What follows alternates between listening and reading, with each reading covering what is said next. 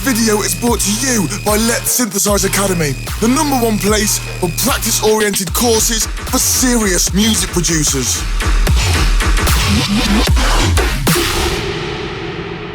Hey, Dan Larsen here, welcome to the new Synthesize Sunday episode, and today I want to show you how to post-process two sounds together to form a very strong, very wide and very crazy sound like this.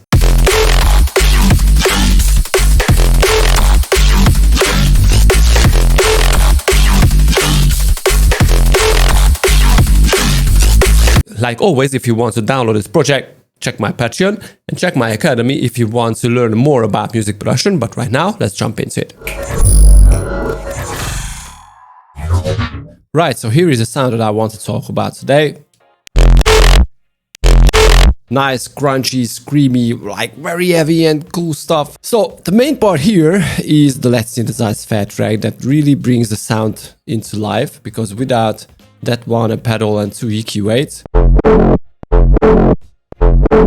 it still sounds cool because you can hear that there is nice potential in the sound, but you know it definitely needs a post-process. So let me break down what I did in post before I jump into the synth. So I added the Letsynthesize Fat track.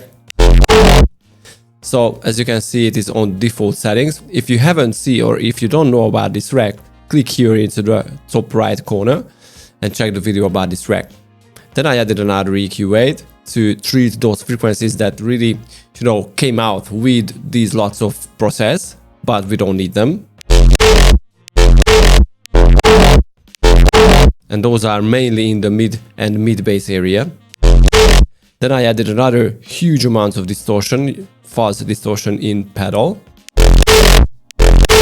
And I pulled back the driver because with full wet, it's just too much. And then another EQ8, treating especially the top end and again some mid basses. And the utility to make the whole thing mono and adding some more gains and even more gains at the end with a saturator. These are the post-process on the 2 layers because this sound is made of 2 layers. The first one is basically just the crunchy layer. It sounds so cool on itself. And the scream layer. So nice. Now the thing here is that depending on the volume of the scream layer, you can create that very nice screamy top end. So if you add too much of it, it won't be very crunchy. I mean, the screechiness won't get the crunchiness from the crunch layer. This is the crunch. Let me call it crunch. And this is scream. It can be a really, really nice sound too, but I think on -1, the crunchiness and the screaminess blends really well together. Obviously, if you want more, it's an option too. And it is very, very simple. The scream is very, very simple. It's just a sign of really high frequency, I would say. So 8 is on 2nd octave. It doesn't really cut through. 9 can cut through a lot more. It can be a cool sound too, but I think 10 is the best. Because 12 is just too high, and 16 would be the 3rd octave. Anyway, 10 sounds really well. So it's just a high frequency sine wave. Okay, now the crunch is just a little more complicated. It starts with a sine wave with additional harmonics. So as you can see, we have 2 extra harmonics. And I frequency modulated it with a simple sine wave on core 6. And the only thing I tweaked on the envelope is that I added some attack time to it. It doesn't really make too much of a change, but I wanted to have a little smoother attack. And then I added another frequency modulation, this time only for the transient, for the attack of the sound.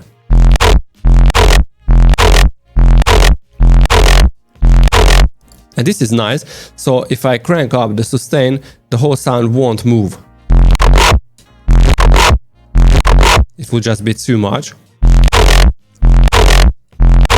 The difference is not significant, but I like it. Now, one thing to mention that is very important here is the sign shaper. If I turn it off,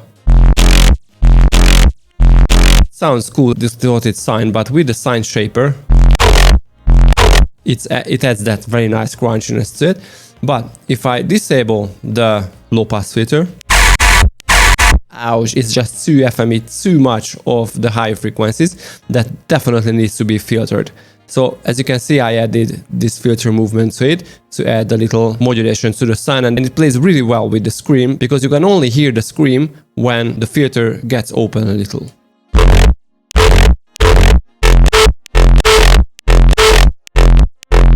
Anyway, so as you can see, the filter is very important and the resonance can be very important too. If I pull it back,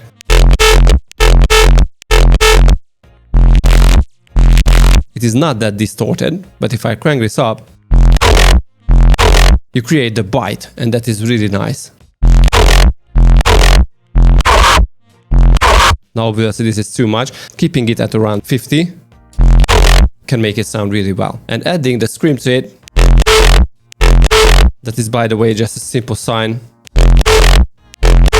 can create a whole difference, and I love it. Now for this little groove, I used 3 instances of serums with the Letsynthesize fat tracks, and the drums contain some synthesized things too. The clang, closed head thing, and the snare.